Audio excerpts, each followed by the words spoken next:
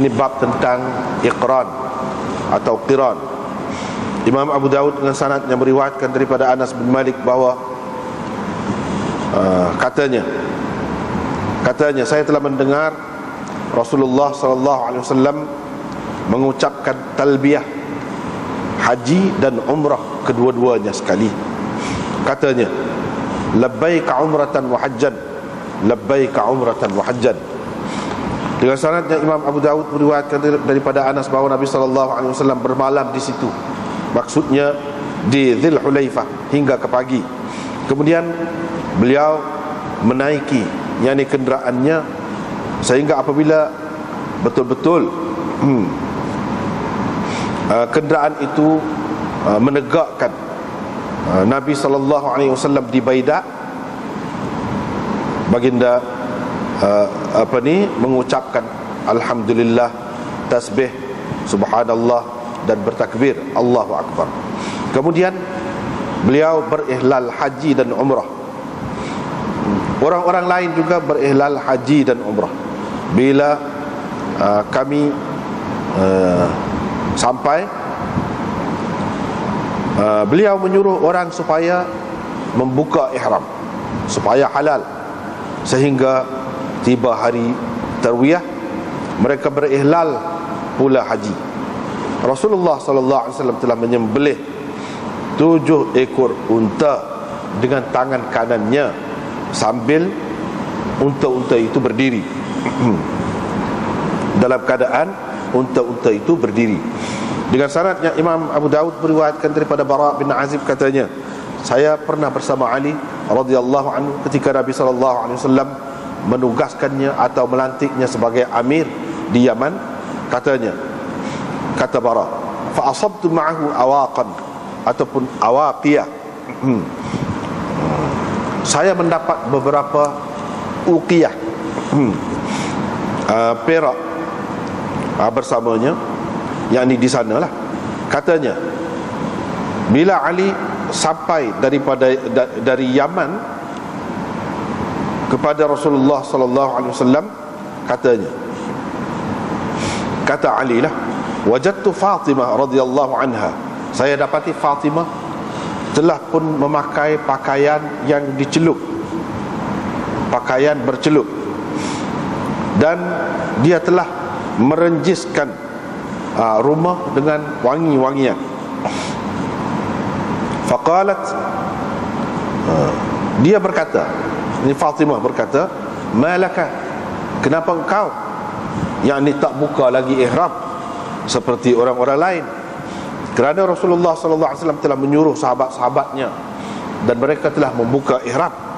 Qala qultu laha, kata Ali, saya pun berkata kepadanya, inni ahlaltu bi ihlalin nabi sallallahu alaihi wasallam, sebenarnya saya telah berihlal mengikut ihlal Nabi sallallahu alaihi wasallam.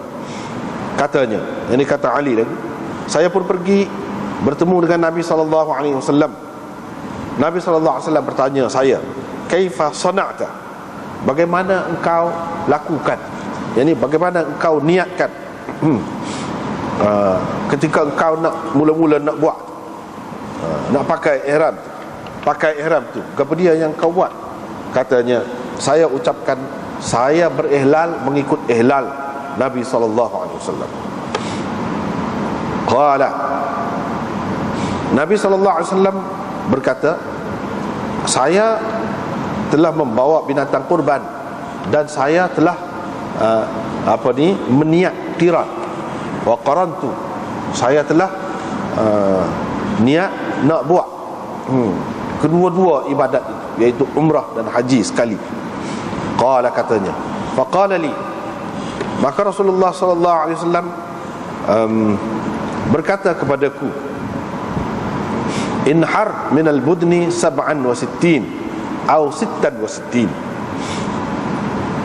sembelihlah unta 67 ataupun 66 ekor.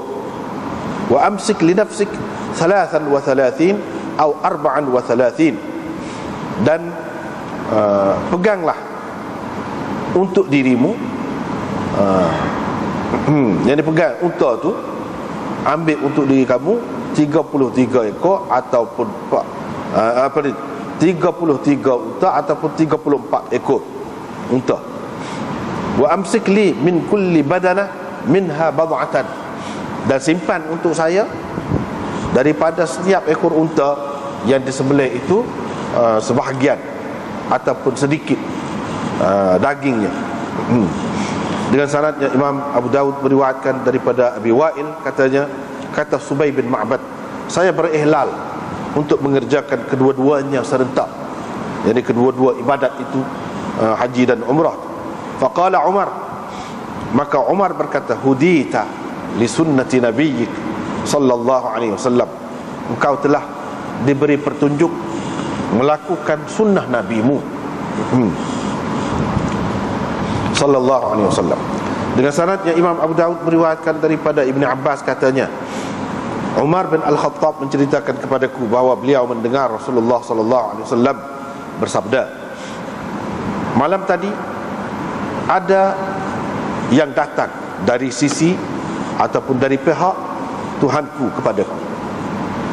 Ketika beliau, katanya, qala wa huwa bil aqiq, katanya ketika dia berada di Aqiq, kata orang yang datang itu, salli fi hadzal wadi al mubarak, bersembahyanglah di lembah yang diberkati ini.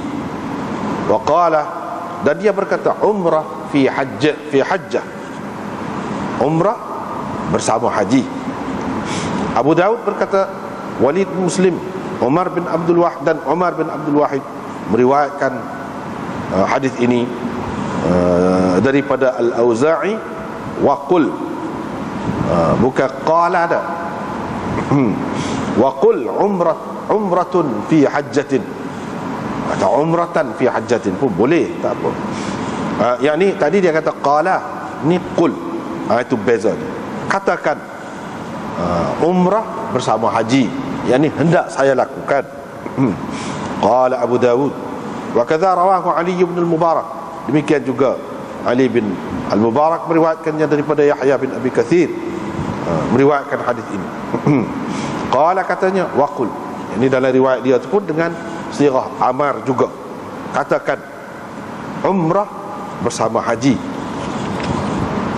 Dengan sanadnya Imam Abu Daud meriwayatkan daripada Rabi' bin Sabrah, daripada ayahnya, katanya, kami keluar bersama Rasulullah sallallahu alaihi wasallam sehingga apabila kami berada di Usfan, Suraqah bin Malik Al-Mudliji berkata kepadanya, wahai Rasulullah, berilah penjelasan kepada kami dengan seterang-terangnya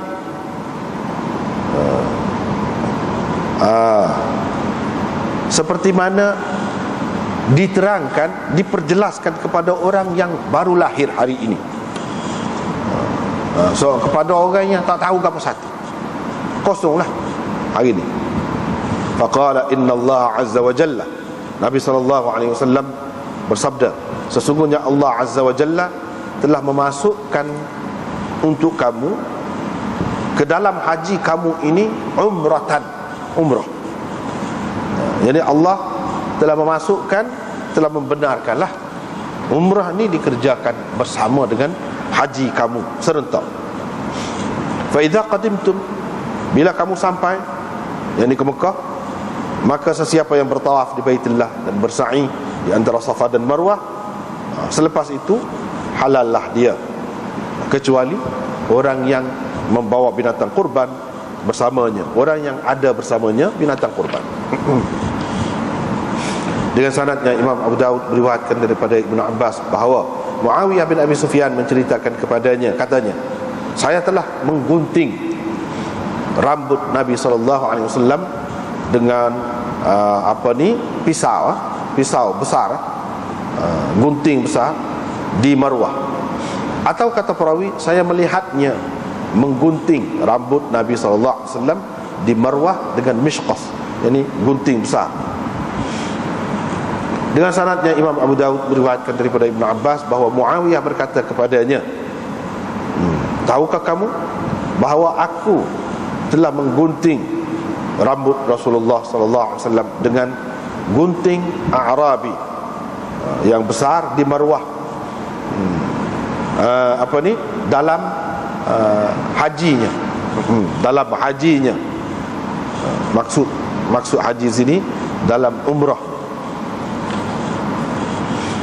Dengan sanad yang Imam Abu Dawud meriwayatkan daripada Ibnu Abbas lagi, katanya Nabi SAW berihlal umrah dan sahabat-sahabatnya berihlal haji.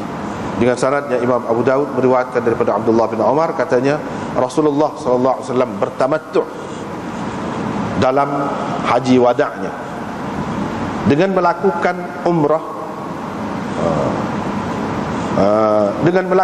umrah, hingga seterusnya melakukan haji. Fa'ahda, beliau membawa binatang kurban bersamanya dari Dzul Hulaifah. Rasulullah sallallahu alaihi wasallam memulakan ibadat itu dengan berihlal umrah, kemudian berihlal haji pula. Orang ramai bertamattu' bersama Rasulullah sallallahu alaihi wasallam dengan mengerjakan umrah. Orang ramai juga yakni mengerjakan umrah hingga seterusnya mengerjakan haji pula. Fakana minan nas, ada di antara orang ramai itu orang yang membawa binatang kurban, ada di antara mereka pula yang tidak membawanya.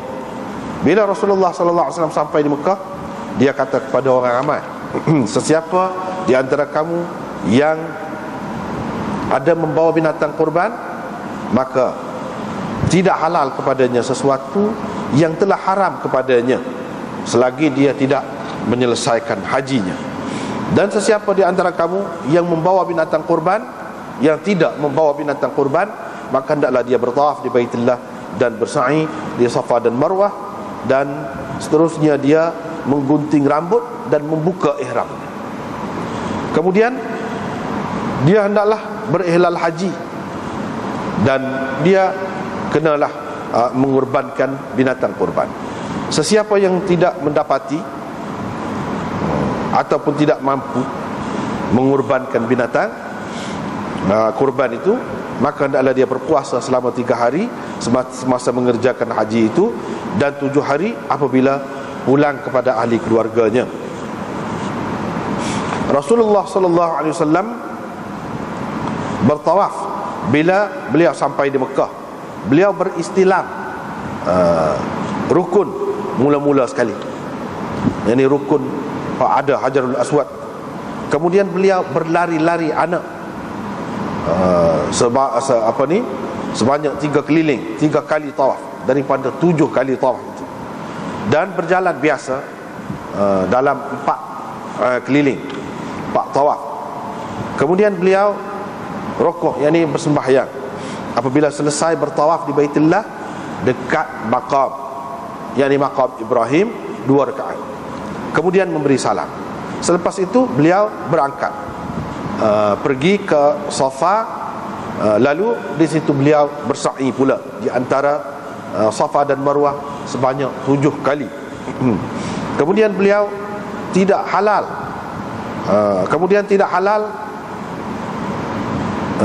kepadanya sesuatu yang haram kepadanya sebelum itu, sehinggalah beliau selesai mengerjakan haji dan menyembelih binatang kurbannya pada hari nahar, ini hari raya haji itu.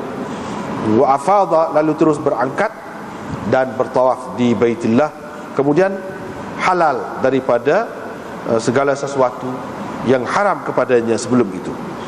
Orang ramai juga melakukan seperti yang dilakukan oleh Rasulullah sallallahu alaihi wasallam, yaitu orang yang membawa binatang kurban.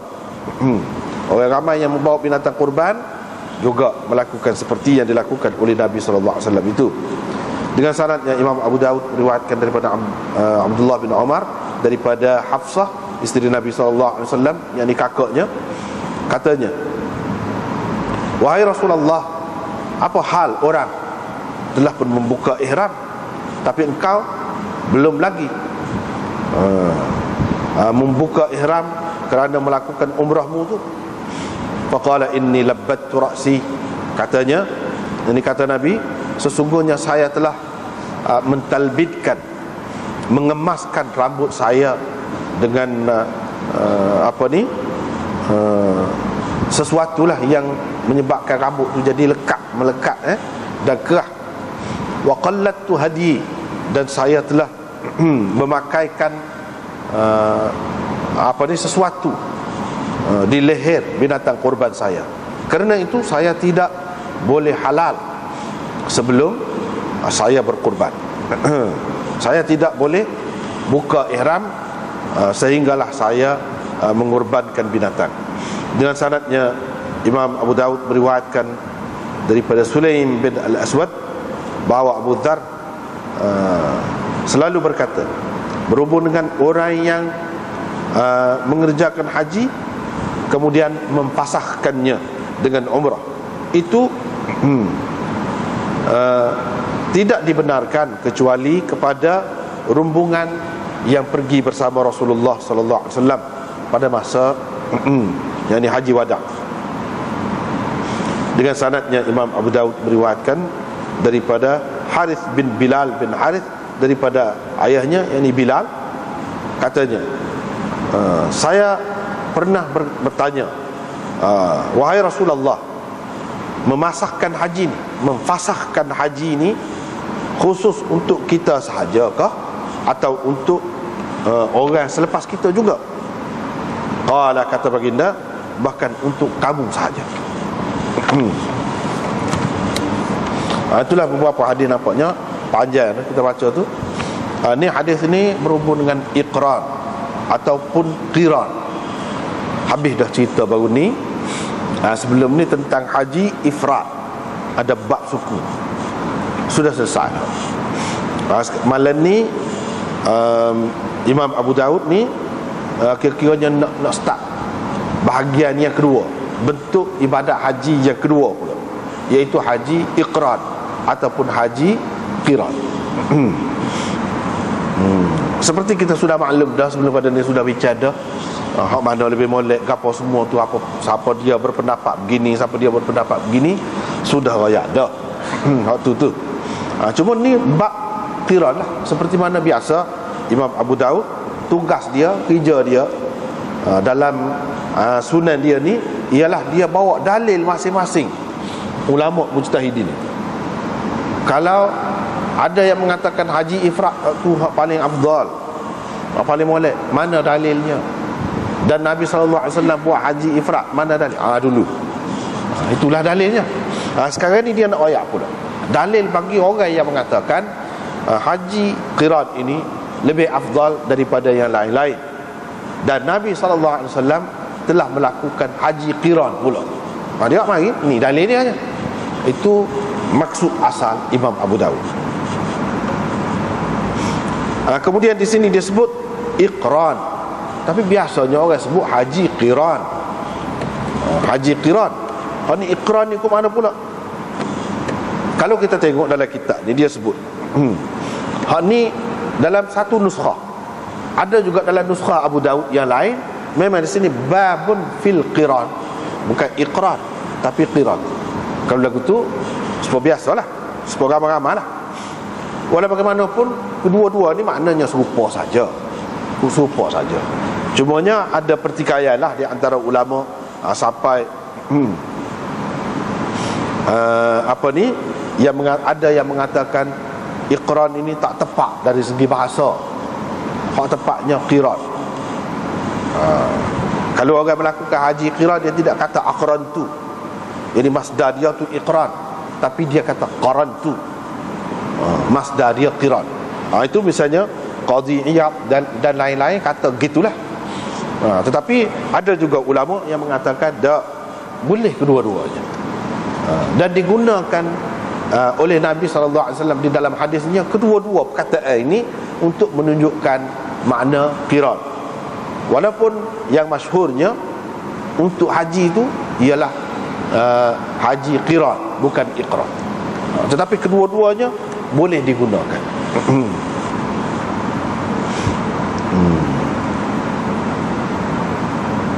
Perkataan qiran ini kalau kita bahasa Kelantan lah, kapuh asal makna dia, kapuh tu lagu mana? Kalau makan dua itu kapuh. Makan ikutlah kita kata berapa, dua sekali pakai, kapuh. Jadi ada dalam hadis Nabi SAW ada sebut, naha 'anil qiran illa an yasta'dhina ahadukum sahibahu, qala Ibn al-Athir, wa yurwa 'anil iqran. Nabi SAW melarang daripada mengapuh makanan. Kapuh, ambil tu kalau dalam tempat jamu ambil dua-dua, dua butir bubuh dalam mulut sekali. Nabi larang. Dia naknya ambil sebutir-sebutir lah. Ambil sebutir-sebutir. Kecuali kalau seseorang daripada kamu meminta izin dengan kawan dia, ada sekali nak makan 2 ke 3 butir kau sekali, tak apalah. Kalau kawan dia tu setuju, benar. Ibnul Athir, penulis kamus hadis yang lama dah, dia kata hak ni ada juga dalam setengah riwayat disebut naha 'anil iqran, menunjukkan dia nak ayatnya perkataan qiran dan iqran ni dipakai untuk kedua-dua. Untuk kedua-dua, sama makna dia. Sama ada dengan makna kapuh makanan kau ataupun kapuh ibadat tu, haji dengan umrah tu buat sekali. Hak tu pun kapuh juga, semacam kapuh juga. Itu pun iqran boleh juga, qiran pun boleh juga. Tu dia nak ayat. Bila sudah ada dalam kalam yang fasih iqran, bagaimana pula kita nak kata salah orang kata iqran? Bolehlah.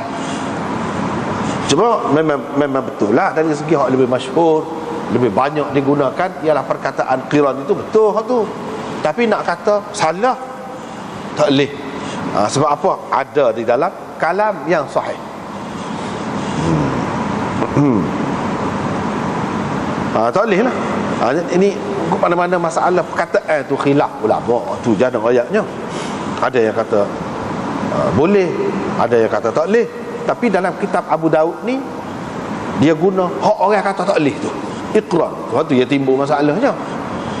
Walaupun dalam setengah-setengah nuskah Abu Daud dia kata qiran. Hafiz Ibnu Hajar kata wa ammal qiran fawaqa'a fi riwayati Abi Dzar al-iqran bil alif wa huwa khata min haythu al-lughah. Hafiz Ibn Hajar pun kata salah dari segi bahasa, bukan qadiyah saja. Qiran itu mengikut riwayat Abu Dzar iqran, ada tulis lagu tu dengan alif. Dia kata ini salah. Yalah, masing-masing pendapat lah. Masing-masing pendapat. Orang yang mengatakan tidak salah, dalil dia tadi. Tak apalah. 3 orang ni anak murid Anas ini, 3 orang ni, iaitu Yahya bin Abi Ishaq, Abdul Aziz bin Suhaib dan Humaid At-Tawil, meriwayatkan daripada Anas bin Malik bahawa mereka semua mendengar Anas ni berkata. Apa Anas kata? Saya telah mendengar Rasulullah sallallahu alaihi wasallam mengucapkan talbiyah haji dan umrah sekali. Dia berkata, Nabi sallallahu alaihi wasallam kata, labbaika umratan wa hajjan, labbaika umratan wa hajjan. Itu maksud Nabi sallallahu alaihi wasallam bertalbiyah haji dan umrah sekali itu. Dia kata lagu ni, bermakna apabila seseorang itu bertalbiyah gitu, ia menggambarkan itulah yang dia nak buatnya. Maka kalau buat haji dan umrah serentak sekali, yakni setiap amalan masing-masing ibadat tu bermasuk-masukkan, orang kata sekali. Kalau lagu tu orang panggil haji qiran lah. Sebab kalau buat umrah saja dulu, lepas tu selesai buka ihram, lepas pada tu pakai ihram haji pula, itu tamattu'. Haji tamattu' itu tidak sekali orang panggil, tidak jami'an, tidak serentak. Kalau lagu tu haji tamattu'. Di sini bagi orang yang mengatakan Nabi SAW melakukan haji qiran, inilah dalilnya. Sebab kalau dia melakukan haji ifrad sungguh seperti yang kita baca sebelum pada ni, Macam mana Anas kata dia dengar? Ni masing-masing sebut. Mereka 3 orang dia dengar. Apa dia dengar? Anas kata dia kata, saya dengar sendiri Nabi kata. Kalau dia melakukan haji ifrat, dia tak boleh kata lagu ni. Dia kena kata labbaika bihajjin atau labbaika bihajjatin saja. Sebab haji ifrat dengan niat nak melakukan satu haji saja sehingga selesai. Sehingga selesai haji suku. Tidak kata buat serentak. Dalam bentuk qiran ini ke ataupun dalam bentuk tamattu', dah. Dia melakukan haji ifrat. Dia satu. Itu haji ifrat orang panggil. Dia tidak akan boleh kata gini. Dulu kita sudah bincang dah. Hak boleh kata gini ni sama ada orang yang melakukan haji tamattu' ataupun orang yang melakukan haji qiran. Orang yang melakukan haji tamattu' pun hak semoleknya, hak biasanya dia akan kata mula-mula dia buat umrah, dia akan kata labbaika bi umratin. Lepas tu bila dia buat haji pula, dia kata labbaika bi hajjatin atau labbaika bi hajjin. Tapi sebut sekali lagu ni dua-dua ni, ini jelas menunjukkan haji qiran yang hendak dilakukannya. Soal dulu kita sudah sebut dah, ada dalam hadis Nabi sallallahu alaihi wasallam sebut talbiyah dia ni, dia kata labbaika bihajjin saja. Dan itu bagi orang yang mengatakan Nabi sallallahu alaihi wasallam melakukan haji ifrat, dia kata itulah dalil Nabi sallallahu alaihi wasallam melakukan haji ifrat, sebab dia kata labbaika bihajjin saja. Dia dengar gitu Nabi kata. Maka orang yang terima Nabi sallallahu alaihi wasallam ni melakukan haji qiran, dia kata tak apa, itu tak apa. Kalau dia kata lagu tu pun memang boleh. Orang yang melakukan haji qiran, dia boleh kata seketika dia kata labbaika bi hajjin. Lepas tu jalan labbaika bi umratin, dia boleh kata. Lepas tu jalan pula labbaika bi hajjin wa umratin, atau labbaika bi umratin wa hajjin. Ikut nak letak mana dulu, mana kemudian nak sebut sokah, tak apa orang yang melakukan haji qiran. Tapi orang yang melakukan haji ifrat tak boleh kata lagu ni. Tapi kalau orang haji ifrat, haji qiran, dia boleh kata sosok, sebab memang betul dia melakukan haji sungguh. Kalau kata dia melakukan umrah, memang umrah juga. Tapi kalau orang yang melakukan haji ifrat, tidak boleh dia kata buat haji dan umrah, buat haji dan umrah mana, dan moga dia buat haji saja. Dengan sebab itu Imam Nawawi sendiri dan ramai ulama-ulama Syafi'i, dia mengatakan Nabi sallallahu alaihi wasallam pun Nabi sallallahu alaihi wasallam buat haji qiran. Ramai orang kata begitu. Walaupun dia kata oleh kerana dia mazhab Syafi'i, dia kata haji ifrat itu lebih afdal. Dan di antara imam hak 4 tu 2 orang hak kata Nabi sallallahu alaihi wasallam buat haji ifrat, iaitu Imam Malik dan Imam Syafi'i. Tetapi anak-anak buah di belakang ni, bila dia perhati tengok, tak, Nabi sallallahu alaihi wasallam melakukan haji qiran paling tinggi. Kalau kita nak kata Nabi sallallahu alaihi wasallam melakukan haji ifrat di peringkat permulaan, lepas pada tu dia masukkan haji dia dalam umrah. Yang ni dia buat sekali. Yang ni kalau oleh kerana tak saya lari daripada hak imam tadi, dia kata mula-mula Nabi sallallahu alaihi wasallam melakukan haji ifrat, lepas pada tu dalam perjalanan dia buat haji qiran. Dia kata gitu. Mula-mula buat haji ifrat, lepas tu haji qiran. Lagu mana buat haji ifrat lepas tu haji qiran pula? Tak pernah sambung tu. Sebab dia tidak ada fasah gapo-gapo. Dia suruh fasahnya sahabat-sahabat dia yang buat haji itu, dia suruh fasah kepada umrah. Bukan masalah buat lepas tu suruh buat 2, ada masalah tu. Mula-mula buat haji ifrat, lepas tu suruh buat haji qiran pula. Tak ada perintah tu kepada siapa-siapa pun. Kepada dia sendiri pun dia tak ada kata untuk saya mula-mula Tuhan suruh saya buat haji ifrat, lepas pada tu buat haji qiran. Tak ada dalam hadis mana-mana. yang menunjukkan begitu. Seperti mana ada hadis yang menunjukkan sahabat tu mula-mula buat haji, lepas tu dia suruh buat umrah dulu, pasahkan haji tu kepada umrah. Ada banyak. Ada pun hak ni tak ada. Jadi hak lebih jelasnya kita kata daripada awal lagi lah, dia buat haji qiran.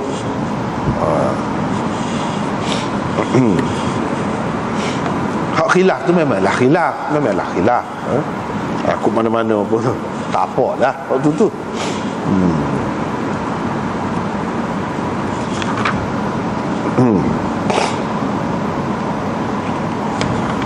Dengan sebab itu kalau kita perhatikan hak mana ada kitab Badrul Majhud ni sudah jadi jilid yang kelima lah ni. Kalau kitab ni permulaan jilid yang kelima, dia kata apa di hujung dia tu, wa talbiyatuhu sallallahu alaihi wasallam bihadha yadullu ala annahu kana qarinan. Nabi sallallahu alaihi wasallam bertalbiyah lagu ni menunjukkan beliau adalah qarin, yakni melakukan haji qiran. Adalah Nabi. Al-Fatu riwayat daripada Anas lagi, kata dia Nabi sallallahu alaihi wasallam bermalam di Dzul Hulaifah hingga ke pagi. Ini menunjukkan molek tidak mesti molek saja kalau seseorang itu dia bermalam di miqat. Bermalam di miqat masing-masing lah, di miqat masing-masing. Supaya apa? Supaya di situ boleh buat serupa Nabi sallallahu alaihi wasallam buat ni. Kalau sebelum pada tu jauh, jadi takut menyusahkan sebab terikat dalam ihram tu. Tapi kalau di situ di miqat tu, mana hujung situ, tidaklah penat sangat nak jaga. Hingga ke pagi. Kemudian beliau naik kenderaan dia. Bukan makna naik di sini naik pagi tu, bila pagi tu naik, selalu naik unta dia. Sehingga apabila unta dia tu betul-betul Nabi duduk molek dah atas unta tu di Baidah, Nabi sallallahu alaihi wasallam pun kata alhamdulillah, subhanallah, Allahu akbar. Bukan selalu pagi tu dah. Berdasarkan riwayat yang lain, dia naik unta ni, bermalam situ semalam lepas pagi, lepas zuhur tu baru naik unta, lepas semaya zuhur. Dia pakai ihram gapo pada masa tu, pada tu naik unta. Ni bukan pagi tu dah. Sebenarnya sudah ada dah dalam hadis ni pun isyarat kepada tidak selalu tu, tidak teruslah pagi tu. Sebab ada thumma tu dia menunjukkan selepas tu tidak semesti selalu, lama selepas pada tu. Lama tu selama mana? Lepas zuhur. Daripada pagi duduk situ, duduk biasalah. Lepas pada tu dia lepas zuhur, dia naik duduk atas unta. Sehingga apabila dia berada di Baidah, ada juga setengah kata naik di Dzul Hulaifah, setengah kata naik di Baidah. Di mana? Hak tula je ni. Baidah ni maksudnya Dzul Hulaifah. Ada juga yang mengatakan di hujung Dzul Hulaifah, lepas pada tu Baidah, di permulaan situ. Nabi sallallahu alaihi wasallam tahmid, tasbih dan takbir di situ. Lepas tu dia berihlal bihajjin wa umrah. Di sini dia sebut ihlal. Tadi dia sebut labba, talbiyah. Hak tula yalah. Ihlal tu maksudnya sebut dengan derah. Orang dengar. Orang dengar hak dia nak buat gapo. Orang dengar. Ini menunjukkan bahawa tidak memadai dengan tasbih saja. Alhamdulillah saja tak memadai. Kalau memadai, Nabi tidak ihlal. Ihlal ni suku. Ihlal ni suku. Dan Nabi sallallahu alaihi wasallam dia menyatakan ihlal. Sebab tu dalam kitab-kitab fiqh apa dia sebut istihlal. Satu lagi, budak mati sebelum istihlal. Istihlal tu bunyi suara. Ihlal tu pun daripada waktu juga bunyi suara. Dia sebut derah, bukan kohok. Hak ni sebagai menyatakan niat dalam hati dah. Tidak memadai niat saja. Bahkan sunnahnya sebut juga. Tengok, dia ada sebutkan ni dalam hadis ni. Kalau benda tu ada, tapi kalau usolli tu tak ada. Baca kitab mana pun hadis sebut derah gitu, nak menyatakan gapo dia hak dia niat. Tak ada. Tak ada. Beza dengan hak ni, kalau ada dia ada sebut. Hak dia sebut. Jadi bagi orang yang kata usolli gapo tu, dia kiaslah antaranya dengan hak ni. Antaranya dia kias, dia pakai kias. Tetapi sebenarnya kalau tengok dalam hadis tak ada. Usalli fardha az-zuhri misalnya apa-apa, tak ada lagi. Dia tu Allahu Akbar. Kalau ada sebut walaupun sekali kau spon ni, sekali juga ni. Pergi haji pun sekali juga. Sekali ni dia ada sebut derah. Dia kita boleh tahulah dia nak buat apa. Kalau perlu semaya tu, sebab semaya dia kan banyak tak serupa, lagi perlu kali nak kira. Tapi dia tak ada ajar. Menunjukkan benda tu benda tidak asas, tidak penting. Kalau seseorang tak kata begitu pun, dan orang hak mazhab Syafi'i hak kata dia kena kata pun, dia pun tidak kata. Kalau tak kata tu tak sah. Dia tak kata gitu. Cuma molek kata, nak suruh mari dalam hati. Tu je dia kata. Bukan dia kata tak sah. Kalau orang kata, orang mazhab Syafi'i kata tak sah, tak betul tu. Orang tak sahnya kalau tak niat. Tu semua sepakat. Semua kata kena niat. Tu semua sepakat dari segi niat tu. Tapi talaffuz bin niyah, sebut niat itu, tu tidak sepakat. Dan sepakat bahawa kalau tak sebut pun sah asalkan ada niat.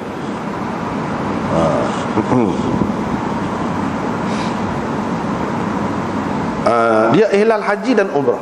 Supaya tak dilai juga. Artinya Nabi sebut kedua-duanya. Ini menunjukkan bahawa Nabi SAW melakukan haji qiran. Dan orang-orang pun ihlal kedua-dua sekali lah. Hak mana nak buat haji qiran tu, dia ihlal dua-dua sekali lah, seperti Nabi SAW. Ada juga yang ihlal lagu lain masing-masing, tak apalah. Kira-kiranya sudah tahu dah sedikit sebanyak. Ada yang ihlal haji, hak kebanyakannya gitulah, ihlal haji. Umrah tu tidak. Cuma ada sebabnya Nabi SAW suruh tukar haji kepada umrah tu, iaitu nak menghapuskan saki-baki fahaman jahiliyah yang mengatakan buat umrah pada musim haji itu tak boleh. Dengan melakukan qiran juga artinya sama tu ada. Sebab apabila seseorang melakukan haji dan umrah sekali, adalah tu umrah pada musim haji, adalah. Hak tidak ada umrah ni kalau buat haji ifrat. Kalau buat haji ifrat tak ada umrah. Kalau buat tamattu ada umrah. Hak pun Nabi suruh tukar haji tu, mana-mana niat buat haji suruh tukar buat umrah. Yang ni buat haji tamattu. Ada juga umrah tu pada musim haji. Kalau orang buat haji qiran pun ada juga. Arti hak Nabi SAW nak tu, iaitu nak menghapuskan fahaman jahiliyah. Takut ada lagi di kalangan sahabat dia berasa terpengaruh lagi, terikut-ikut lagi dengan fahaman lama. Dia nak hapuskan terus sama sekali, cabut sampai ke akar umbi. Pengaruh jahiliyah tu jangan ada sikit pun dalam ibadah. Yang ni kalau seseorang buat umrah pada musim haji pun serupa juga dengan pada musim yang lain. Tidak kata jadi berdosa kok, seperti kata orang jahiliyah, tidak lagi.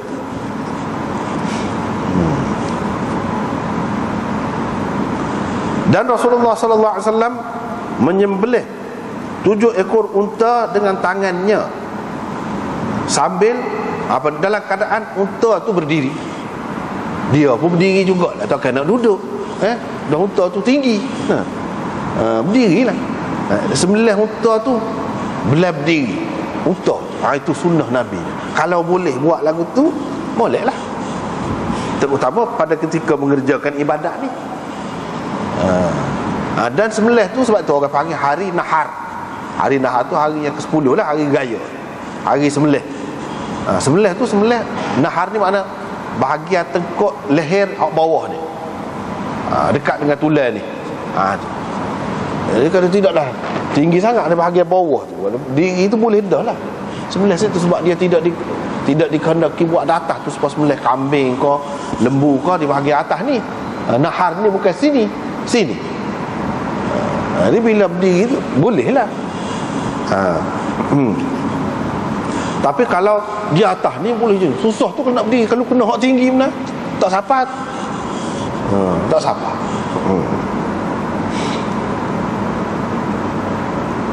Tak apalah. Di sini jelas juga menunjukkan Nabi SAW buat haji qiran. Sebab apa? Sebab dia ihlal kedua-dua. Orang yang melakukan haji ifrad tak boleh ihlal lagu ni. Seterusnya riwayat daripada Bara bin Azib. Cuma saat ni dia ada tafarrud, tafarrud perawi ada di sini, di mana disebutkan saat ni Nabi SAW kata alhamdulillah dulu, tahmid dulu, lepas tu baru tasbih, lepas tu baru takbir dalam riwayat. Sedangkan hak ni adalah tafarrud Anas. Dalam banyak-banyak perawi hak lain di kalangan sahabat tu mereka sebut tasbih dulu. Sebab sekali lah, sebab lepas maya dia ajar sebut tasbih, lepas tu tahmid, lepas tu takbir. Hak tu sini pun Nabi SAW sebut tasbih dulu, lepas pada tu tahmid, lepas pada tu takbir. Hak sebut tahmid dulu ni, ini tafarrud Anas. Arab Anas seorang aja yang sebut gini. Adapun orang lain tidak, sebut seperti biasalah, tasbih dulu. Lepas tu guana yang Anas ni tak ingat molek ni sebut gini mudah-mudah ni, kita kata sepatutnya dia kena sebut sepuluh orang lain lah, barulah tak keliru. Ni boleh jadi orang keliru, orang tasbih, orang alhamdulillah dulu. Masa patut sah nak kon. Sah. Cumanya takut-takut orang kata ni sunnah lagu ni sini. Di sini tahmid dulu, lepas tu tasbih. Takut orang kata gitu boleh jadi. Orang-orang yang tak mengaji ataupun sekali tengok tu, dia tengok hadis ni, dia kata tak betul. Dia kata tasbih dulu, kena tahmid dulu. Dia tengok dalam hadis Anas. Dia Anas ni orang Arab, sahabat Nabi. Dia dari segi guna bahasa tu serupa dengan Nabi lah juga. Nabi SAW pun guna lagu ni juga. Ada ketikanya dia guna gini, tapi tidak semestinya itu menunjukkan tertib.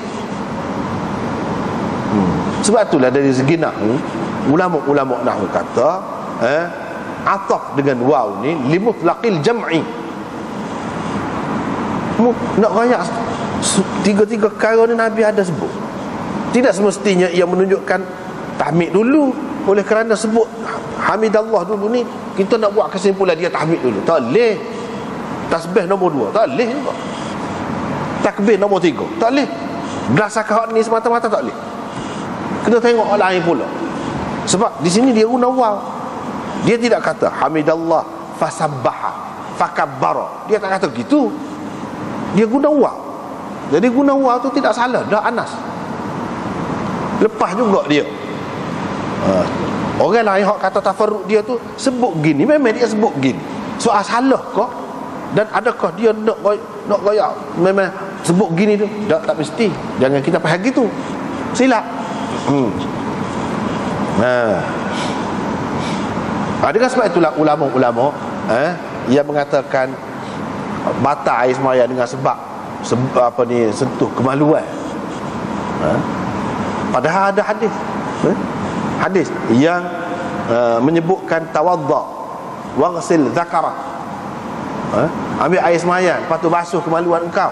Orang-orang yang mengatakan sentuh kemaluan dia tak batal air sembahyang, dia kata tengok Nabi sebut ambil air sembahyang dulu, lepas tu dia sebut basuh zakar. Kalau batal air sembahyang, apa dia sebut suruh basuh pula? Jadi ulama-ulama orang kata dak batal air sembahyang dengan sebab sentuh zakar ni. Hadis tadi tu dia kata tengok molek kata tawadda waghsil zakar wa, situ dia pegang butir tu, point tu wa. Awak tak boleh pegang tu, tak boleh buat dalil. Sebab ataf dengan wa, ataf dengan wa tidak memberi arti yang disebut dulu itu berarti dikehendaki dulu. Tak. Dan disebut kemudian tu memang dikehendaki kemudian, tak mesti. Dengan hak tu tak boleh, kena kira hak lain, tengok hak lain. Supaya juga sini. Jadi kalau Anas kata lagu ni tidak salah. Tidak salah. Boleh lagi. Kita nak kata hak sebenarnya serupa dengan orang-orang lain sebutlah tasbih dulu. Anas pun ayat gitu juga. Tapi dia sebut gini, ini tidak lari lagi daripada kaedah. Tak lari lagi. Tak apalah, habis itu. Lepas tu riwayat daripada Bara' bin Azib, katanya saya pernah bersama bersama Ali radhiyallahu anhu ketika Nabi sallallahu alaihi wasallam melantik dia sebagai amir di Yaman. Nabi suruh dia jadi ketua lah, pergi ke Yaman, nak kutip macam-macam lah hasil di sana. Kata Bara', saya dapat bersama-sama dengan Ali tu beberapa banyak lah awaqad ataupun awaqiyah. Hak tu hak lebih moleknya kalau nak kira dari segi bahasanya. Tapi lagu ni digunakan di sini tak apalah, nak wayak banyak harta yang dapat lah, antaranya berupa perak banyak, pitih boleh sana. Pitih hak boleh sana tu sama ada berupa zakat ke ataupun berupa jizyah ke dan lain-lain lagi. Itu termasuklah. Bara' kata bila Ali ni mari daripada Yaman pergi jumpa dengan Rasulullah, kata Ali royak ke dia lah, saya dapati Fatimah bila sampai di Mekah tu, Fatimah sudah pakai baju bercelup, sedangkan tak boleh pakai baju celup ni, jangok. Pada ketika ihram mana boleh pakai baju hak celup. Hak celup di sini maksudnya celupan yang bau wangi dan menampakkan jangok lah. Hak tu hak tak boleh. Misalnya celupan za'faran ke ataupun celupan yang lain lagi, itu. Jadi Fatimah ni berjangok. Maksud kata pakaian celup tu jangok lah pada masa itunya. Dan dia sudah renjis rumah dia dengan air wangi. Rumah tu maksud tempat persinggahan dia tu lah. Rumah dia duduk di Madinah, ni cerita Mekah. Tempat persinggahan dia tu renjis air wangi, biar bau sedap lah. Moga suami mari ni kan, moga suami mari ni kira-kiranya dah moga orang lain pun buka ihram belakang. Dan moga Nabi suruh gitu. Tu masuklah Fatimah tu, bila selesai buat umrah, buka ihram. Bila buka ihram tu boleh buat belakang. Itulah yang dibuatnya. Ali mari tak buka ihram. Fatimah pun kata, apa je lagu ni, tak buka ihram ni. Sedangkan orang-orang lain buka ihram belakang. Nabi suruh buka ihram tu, nak suruh apa dia, mudah lah, nak suruh mudah, senang. Dalam masa beberapa hari tu bebas, boleh pakai pakaian yang berjahit, boleh pakai air wangi, boleh pakai baju comel-comel, boleh belakang lah. Bahkan boleh bersama isteri pun boleh. Bersetubuh, bukan duduk sekali tu memang boleh belakang. Bersetubuh dengan isteri pun boleh pada masa tu. Jadi dia kata apa lagu ni, Nabi SAW suruh Nabi SAW suruh sahabat-sahabat dia buka ihram belakang ni. Kata Fatimah, Ali kata, saya sebenarnya ihlal supaya ihlal Nabi. Dia tu. Lepas tu dah Fatimah kata gitu ni, dia pun pergi jumpa dengan Nabi SAW. Nabi SAW pun tanya dia, mu niat lagu mana? Buat tu kamu talbiyah lagu mana? Kamu ihlal lagu mana? Ali pun kata, saya ihlal mengikut ihlal Nabi. Tak tahu Nabi ni ihlal nak buat gapo, ibadat dalam bentuk gapo dia, haji qiran ke, haji ifrad ke, haji tamattu' kau tak tahu. Tapi ikutlah, kalau lagu tu Nabi, lagu tu lah. Yang ni orang panggil ihlal ni ihlal mu'allaq. Ihlal tergantung, tergantung dengan perbuatan orang lain, boleh lagu tu.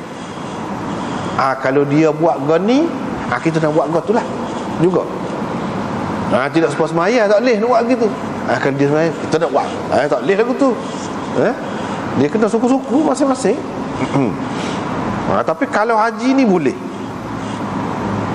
Yang ni maksud dia kalau Nabi ihlal nak melakukan haji qiran, kira-kiranya dia qiran jugalah. Sebab apa? Kalau boleh semua ni masing-masing ni nak suruh serupa dengan Nabi lah. Itulah lebihnya. Nabi SAW pun kata, sayanya bawa binatang kurban bersama ni.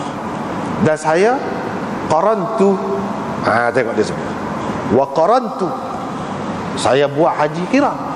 Jelas sini sebut dia. Jelas. Apa ni? Nabi SAW kata qarantu. Jadi kalau dia buat haji ifrat, macam mana dia kata qarantu? Itu persoalan. Macam mana? Mungkin dengan kita kata qiran di sini dari segi lughah kita pakai. Bagi orang yang mengatakan Nabi SAW buat haji tamattu', dia kata qiran di sini dengan maksud tamattu'. Boleh kira lah, walaupun tidak tepat juga. Sini dipakai dengan makna istilahi lah. Dari segi syarak lah, qiran ni bukan dari segi lughah. Kalau dari segi syaraknya, qiran haji qiran lah, tidak pergi dah kepada haji tamattu' tu. Walaupun dari segi lughahnya boleh juga, dari segi lughah.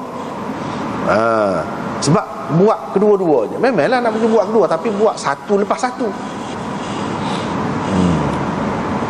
Tapi qiran ni buat kedua-duanya sekali. Hak tu hal lebih jelas haji qiran. Jadi kira-kiranya Sayyidina Ali pun dah kalau lagu tu saya pun kira qiran jugalah. Kebetulannya Sayyidina Ali nya dia bawa juga binatang kurban bersama dia. Jadi dia bila bawa sekali, dia tak boleh buka ihram. Dia tak boleh buka ihram. Kalaulah Ali ni dia tidak bawa binatang kurban, Nabi suruh dia supaya sahabat-sahabat lain lah. Macam Abu Musa al-Ash'ari pun lagu tu juga, dia gantung gitu juga. Pergi jumpa dengan Nabi, dia tidak bawa binatang kurban. Tak boleh. Dia tak boleh buat qiran. Dia kena buka ihram. Dia suruh Nabi SAW suruh dia tukar kepada umrah. Jadi buat haji tamattu', haji tamattu'. Itu cerita Abu Musa al-Ash'ari. Tapi berkenaan dengan Sayyidina Ali ni, kebetulan dia bawa binatang kurban bersama, serupa dengan Nabi juga. Jadi bolehlah buat serupa Nabi tu. Dari satu segi ada kelebihan lah serupa dengan Nabi. Tapi Nabi suruh sahabat-sahabat dia yang lain, hak mana buat qiran ke, hak tak ada bawa binatang kurban, ataupun hak buat haji saja, dia suruh tukar kepada umrah. Itu pun ada kelebihan lah tu. Takkanlah Nabi SAW suruh sahabat buat sesuatu yang kurang. Ada kelebihan lah buat haji tamattu' tu pun. Tapi kepada orang yang tak ada bawa binatang kurban, hak binatang kurban ada Mekah, ada mana, di Mina, di mana tu, tak kira hak tu, hak dia bawa sekali. Kalau tak bawa, memang Nabi suruh fasakh haji kepada umrah. Kalau dia buat umrah dah, tak apalah, tak apa, teruskanlah umrah. Lepas pada tu buka ihram. Ali ni tak boleh buka dah sebab Nabi lah, pasal dia bawa binatang kurban sekali.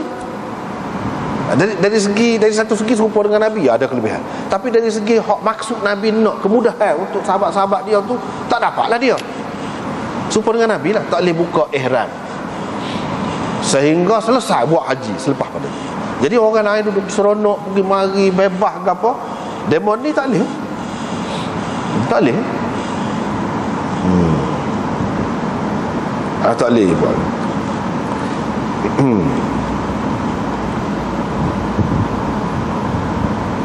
Lepas tu Nabi SAW, Ali kata, faqala li, Nabi SAW kata kepada saya. Ni kalau mengikut hak kebanyakan, kita baca tadi, terjemah tadi, mengikut hak kebanyakan ulama kata dalam syarah-syarah Abu Daud ataupun syarah-syarah kitab hadis yang lain, dia baca gini, faqala li inhar, yang ni dengan sirah amar, minal budni sab'an wa sittin, Kamu sembelih lah unta-unta ni ada ni sebanyak tu 67 ekor atau 66 ekor. Lepas tu kamu ambil kamulah 33 ekor ataupun 34 ekor. Lepas tu bila sembelih semua tu, kamu simpanlah untuk aku. Setiap ekor unta tu sebahagian ada sikit lah, seketul kalau kita kata, ambil untuk aku. Nabi kata.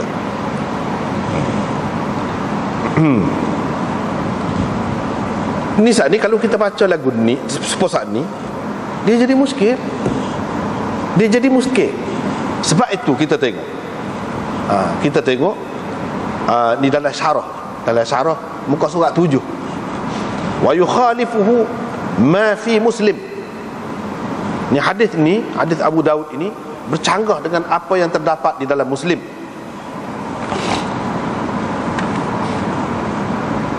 Nabi SAW menyembelih 63 ekor unta, dan dia beri kepada Ali untuk Ali sembelih hak lebih lagi daripada tu. Semua unta tu 100 ekor.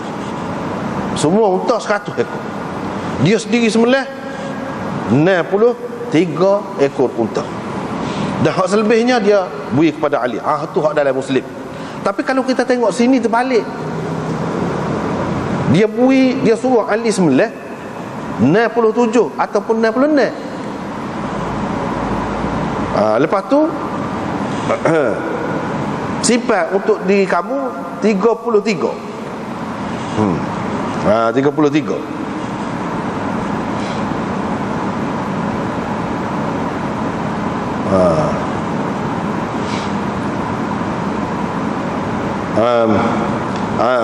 Kalau kita tengok hak dalam Muslim ni bercanggah dengan hak ni.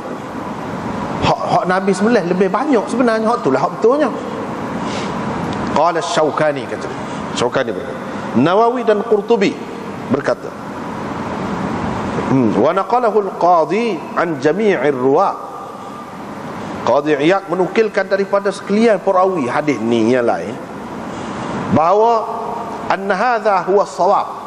Hak ni lah hak betulnya, yakni Nabi sembelih hak lebih banyak. La ma waqa'a fi riwayati Abi Dawud.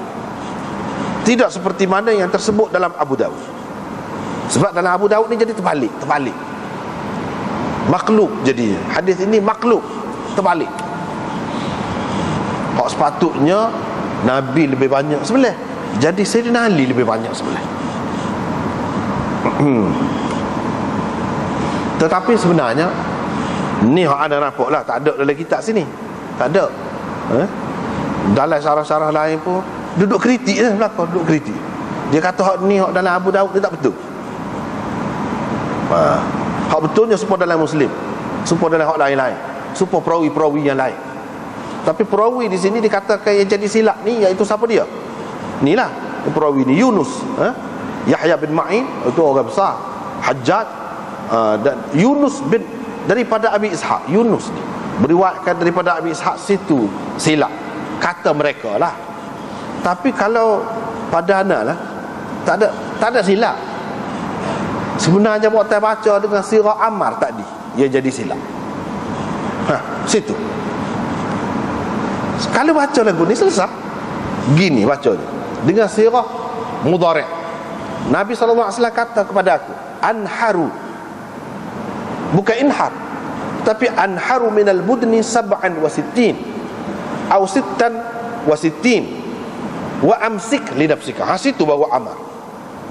Kalau kita kata anharu, saya nak sembelih, saya akan sembelih daripada unta-unta ni 67 ataupun 66 ekor. Maksudnya serupa dengan riwayat Muslim tu juga. Situ sah ya silap. Ni masalah. Hak kata inhar tu siapa dia? Tak jelas lagi sampai itu, tak ada bagi-bagi ni. Kalau kita baca dengan mudhari' selesai. Tak ada bercanggah antara hadis Abu Daud dengan hadis Muslim. Serupa lah. Tak ada bercanggah. Situ ya jadi bercanggah tu. Sebab mana suruh? Sedangkan dia tidak suruh dia ayat. Dia nak sembelih. Sebanyak tu. Yang kata 67 ataupun 66 tu, itu syak perawi saja. Tetapi kalau 67 bermakna bersama dengan 33. Kalau kata 66 hak bersama dengan 34. Jumlah semuanya 100. Tak tu tak jadi masalah. Yang jadi timbul masalah keliru ni situ je sebenar. Tapi boleh jadilah ulama-ulama hadis dulu ni dia berdasarkan riwayat dia, hak dia dhabit dia tu, catatan dia tu dibaca dengan amal. Kalau baca dengan amal, iyalah, memanglah betul lah. Ini hadis ni jadi bercelaru ni, bercanggah dengan hadis yang lain, ataupun orang panggil hadis ni hadis syadz. Jadi dhaif lah. Walaupun perawi dia tu orang molek-molek belaka, tapi hak lain-lain lagi tu, ramai lagi tidak riwayat lagu ni, menunjukkan Nabi sebenarnya lebih banyak. Hak ni lah sepandin. Hak kepada Sayyidina Ali tu sepatutnya kepada Nabi SAW. Dia jadi hadis syadz lah. Tapi kalau kita pakai seperti tadi, tak ada syadz, tak apa, kedua-duanya sahih, tak ada bercanggah. Sebenarnya bagi anak lagu tu lebih molek lagi daripada kita menyalahkan. Tak ada salah apa, betul dah, serupa dengan tu juga. Jadi tidak salah apabila kita baca anharu, yang ini dengan sirah mudhari'.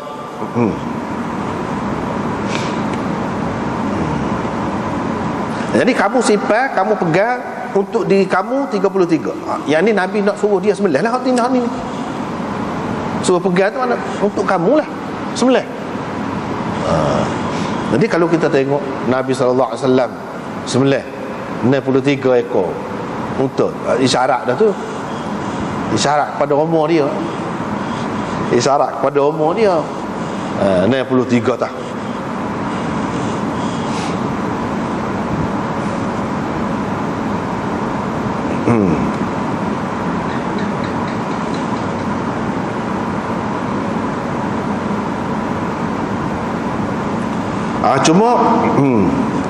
Cuma dia jadi kelirunya sinilah lafaz. Pada lafaz dia tu kalau tidak sabit lafaz ni boleh kira dah 67 ataupun 66. Hak sebenarnya 63. Hak sebenar situ je, silap sikit. Kalau tidak boleh selesai lagi dengan kita kata bukan inhar tapi anhar. Situlah ada percanggahan dengan riwayat yang lain hak sahih tu. Kalau tidak sabit tu, hak ni pun boleh sahih. Tapi oleh kerana ada percanggahan di situ, jadi kurang lah. Hak tu lah kita kena utamakan, iaitu hak Nabi sembelih 63 ekor. Ataupun dalam setengah riwayat itu 64.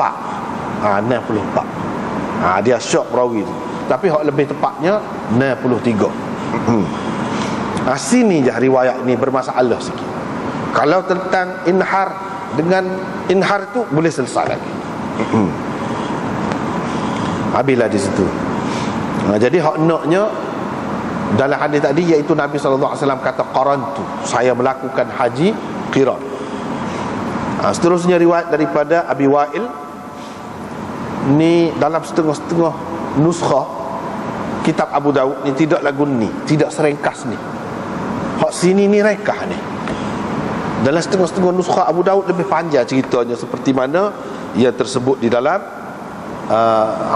syarah. Ataupun setengah-setengah kitab tu dia tidak duduk dalam syarah lah, memang dalam mata. Panjang cerita. Seperti hak ni di sini dalam mata hak ni, nuskhah ni ada dengan ana ni rekah sangat. Iaitu Subay bin Ma'bad berkata, saya berihlal untuk mengerjakan kedua-dua ibadat itu serentak sekali, yakni haji dan umrah. Maksudnya dia nak buat haji qiran lah. Bila dia sebut gitu kepada Umar pun kata, hudita li sunnati nabiyyika sallallahu alaihi wasallam, engkau telah mendapat petunjuk untuk mengikut sunnah Nabi engkau. Ini molek lah buat lagu tu haji qiran tu. Yang ni pengesahan daripada Sayyidina Umar bahawa sunnah Nabi-nya buat qiran lah. Jadi kalau kamu tu nak buat qiran, betul lah. Tuhan beri hidayah kepada kamu, beri petunjuk kepada kamu untuk ikut sunnah lah. Hadis ini juga menunjukkan bahawa Nabi SAW buat haji qiran.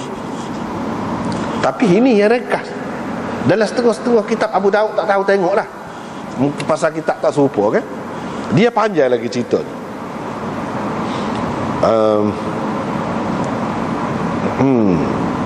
Di sini boleh sebut. Ini yang ringkas. Dalam riwayat Ibnu Dasah, dalam Abu Daud juga mutawwalan. Hak Syekh Khalil Ahmad pakai ni hak lain. Dia kata ada lagi hak panjang. Hak ni kata dia tertulis di hasyiah. Hasyiah tu tepi kitab. Jadi orang ingat hak ni bukan hak Abu Daud lah. Hak ni catik tai kau gapo kau. Hak Abu Daud tu hak duduk dalam tu. Dalam petok kitab. Ni duduk luar. Kerana berdasarkan hak luar tu panjang. Gini panjang. Sanad dengan sanad dia tu dia sebut. Hak atas tu serupa lah sanad itu, iaitu Jarir bin Abdul Hamid juga, dan Uthman bin Abi Shaybah. Ada juga bawah pada dia tu. Cuma sebelum pada tu Muhammad bin Qudamah bin A'yan ada. Daripada Abi Wa'il, kata dia, ada cerita Subay bin Ma'bad berkata, saya ni adalah seorang orang darat, kata dia, orang ulu, beragama Kristian. Dulunya saya masuk Islam. Lepas tu pergi jumpa lah dengan satu orang daripada ahli keluarga saya. Orang panggil Huraim bin Syarmalah atau Tharmalah, macam-macam sebut tu. Thurmulah, ada macam-macam. Faqultu lahu ya hantah. Dia apa kata? Hai kawan, ataupun waris, saya ni nak benar pergi perang, tapi saya dapati haji dan umrah ni telah wajib dah atas saya. Ini cukup syarat dah. Fa kaifa li bi an ajma'ahuma? Apa cara kalau boleh saya buat kedua-duanya sekali? Sebab apa? Lepas pada tu sebenarnya nak pergi perang, moga buat dah ni. Biar boleh buat sekali go. Lagu mana? Qala, waris dia tu kata, anak beranak tu kata, buat sekali lah. Ijma'huma wadhbah ma mastaysara min al-hadi. Buatlah, kata dia, buat.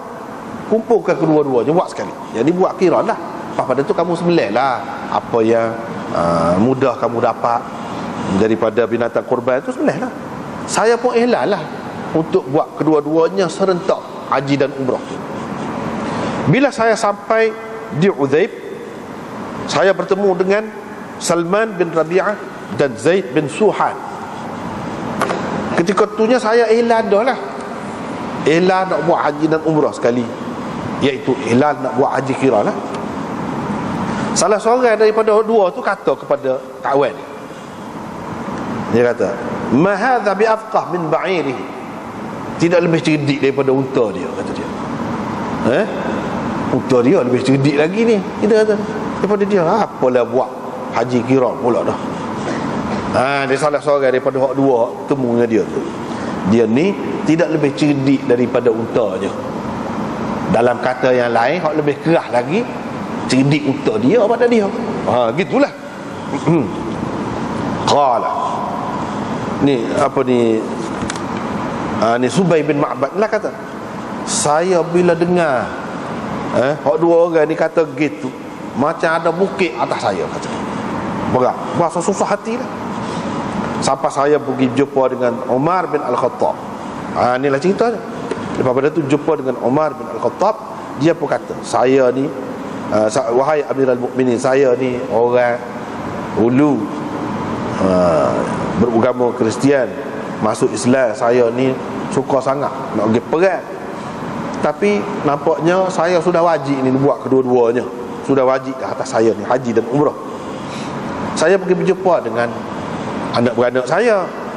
Dia kata boleh buat sekali ni, cuma kena kurban binatang lah lepas pada tu. Gak sayanya lah nak buat kedua-dua sekali lah, kira-kiranya ni.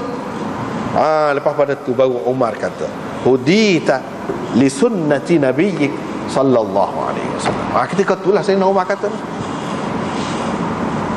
betul dah tu. Jadi hak warismu rakyat tu betul dah tu. Dan mu buat dia betul molek ni, inilah sunnah Nabi. Bermakna Sayyidina Umar mengiktiraf haji qiran ini dibuat oleh Nabi.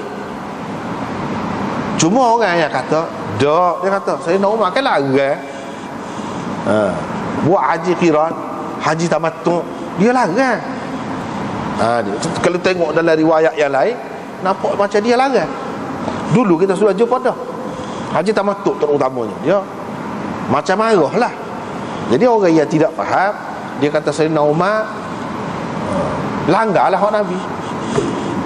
Langgar hak Nabi. Nabi sendiri buat haji qiran, dia marah. Nabi galakkan sahabat-sahabat dia buat haji tamattu, dia marah, dia larang orang. Cuba tengok ni, dia tidak larang, dia kata betul ni. Hak tu kita kena pakai dengan makna lagu lain. Dulu sudah rakyat dah hak tu pun.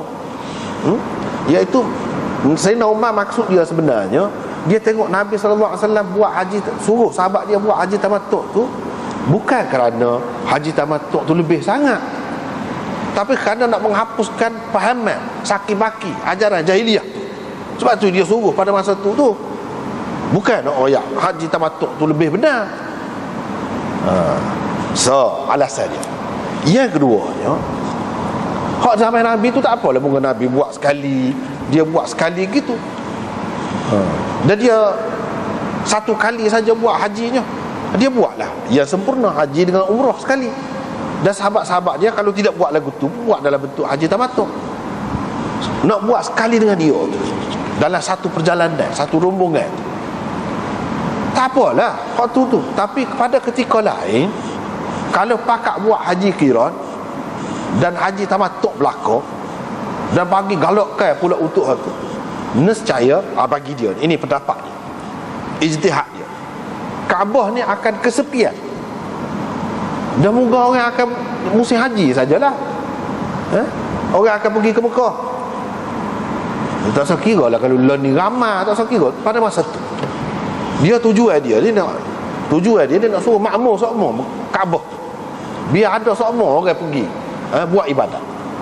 Kalau orang buat haji qiran atau haji tamattu hanya pada musim haji saja, pada musim lain orang tak pergi dah lah. Sedangkan nak buat umrah ni tidak mesti pada masa tu, pada bulan tu, bulan lain pun boleh. Apa yang tak pergi pada bulan lain? Kalau kita susah, habis piti, penat, kita buat ibadat kan boleh pahala lebih. Itu maksud dia sebenarnya. Bukan dia nak menafikan sunnah Nabi, nak langgar hak Nabi pula apa-apanya. Dialah apa dia patuh pada Nabi SAW. Contohnya sini, tengok, dia kata betul lah tu, ikut Nabi dah tu. Jadi dia kata gitu tu sesuai dengan keadaan masa, mengikut masa. Dari segi siasah lah pendapat dia tu, untuk siasah, bukan sebagai nak menentukan hukum syarak. Siapa dia nak buat hukum syarak? Dia tahu. Tak boleh nak ubah kalau Nabi sudah buat dah, sudah tentu dah. Haji ifrat, haji tamattu, haji qiran boleh berlaku. Siapa dia nak nafi? Takkan Sayyidina Umar nak nafi. Tapi bagi orang yang tak erti, dia ambil kesempatan. Tengok Sayyidina Umar, tengok mana-mana paksa orang ubah hak Nabi. Jadi buat syariat lah. Itu tak betul lagu tu, tak ngaji molek. Kalau ngaji molek, tengok jumpa dah ni. Jadi kita kena pakai, kalau ada dalam riwayat yang ada menyebutkan Sayyidina Umar larang, maka itu maksudnya. Sebagai seorang ayah, nak hak terbaik, pemimpin nak hak terbaik untuk negara, untuk umat, untuk orang zaman dia ada keadaan tertentu. Bukan dia ubah syariat, sama sekali tidak lagu tu.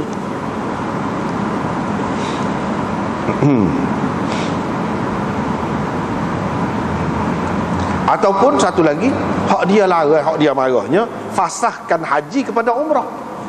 Itu yang kedua. Tapi hak molek sekalinya, hak tak adilah.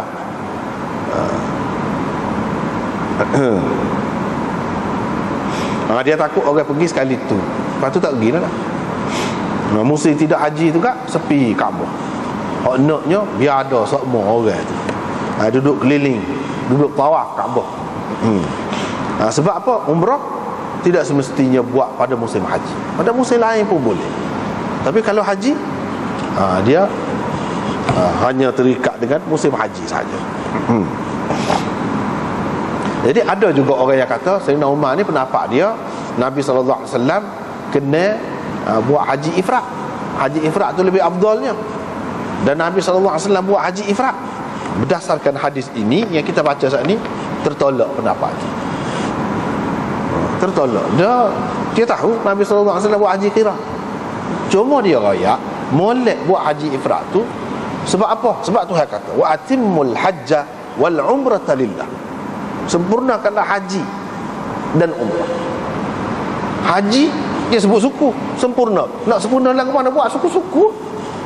Dia bahas itu. Tidak buat sekali. Suku-suku. Dan penat hak tu boleh pahala suku. Sempurnakanlah haji dan umrah. Umrah boleh sempurna walaupun bukan pada bulan haji pun. Itu yang dia faham. Hak moleknya buat haji ifrat pada musim haji. Ataupun kalau ada PT dia tidak larang. Orang nak buat haji qirah ke haji tamattu, semula bukan musim haji tu pergi juga. Ke Mekah buat umrah sebab dia tidak terikat dengan musim haji. Hak dia tak sayanya nak pelepah hak haji saja. Terutamanya kepada hak muda lah, hak duduk dekat-dekat. Hak boleh pergi dengan mudah. Kepada orang hak senang jauh pun. Dengan sebab itulah ulama-ulama dulu siapa berpuluh kali pergi haji, pergi umrah. Itulah. Molek lah kalau boleh. Tapi kalau tak boleh, bagi orang yang mengatakan molek haji tamattu, molek haji qirah, dia fikir dari sudut lain pula. Macam kita dia jauh, nak boleh sekali pergi pun berapa pitih. Bukan semua orang senang. Kan sekali pergi boleh buat lalu kedua-dua tu kan mudah. Nabi bagi dah kesenangan. Lepas tu semula tak pergi pelepah dah lah. Itu sudut lain. Jadi masing-masing tu ada kebaikan dia, ada kelebihan dia.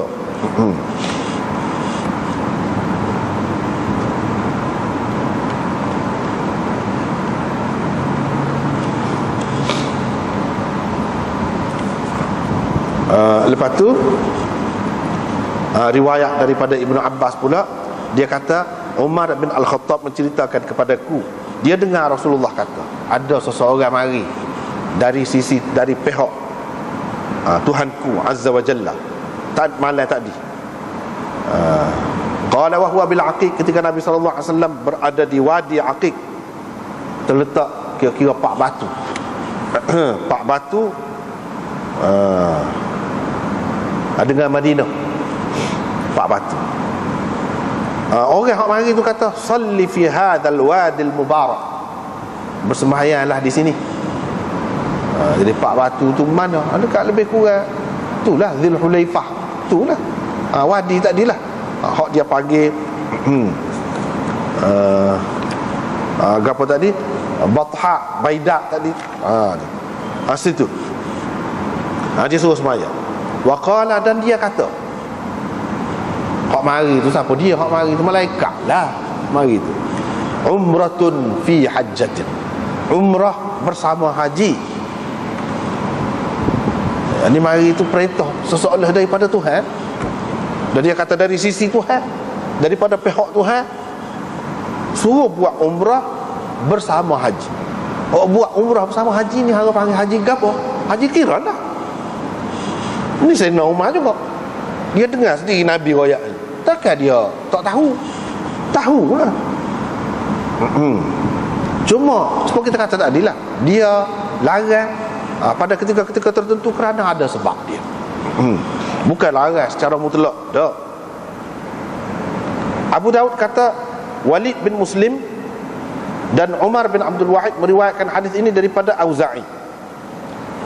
Saat ni riwayat miskin daripada Auza'i. Imam Abu Daud mari mula-mula tu. Hak miskin wak mari daripada Al-Auza'i tu, dia kata malaikat tu kata umratun fi hajjatin. Dia berkata umrah bersama haji. Tapi Abu Daud kata mengikut riwayat Walid bin Muslim, Umar bin Abdul Wahid daripada Auza'i, malaikat tu kata, perintah Nabi, wa qul, katakan umratun fi hajjatin, Dia suruh, kamu bertalbiyah lagu ni, ihlal lagu ni, iaitu umrah bersama haji. Abu Daud berkata, demikian juga diriwayatkan oleh Ali bin Mubarak daripada Yahya bin Abi Kathir, yani hak datang daripada hak seperikat dengan Auza'i, iaitu Yahya bin Ali bin Al-Mubarak, hak seperikat dengan Auza'i, juga meriwayatkan daripada Yahya bin Abi Kathir. Hadis ni dia kata, dia juga kata, waqul, malaikat tu hak mari tu kata, katakan, ucapkan, umratun fi hajjatin, umrah bersama haji, hak saya nak buat, umratun fi hajjatin.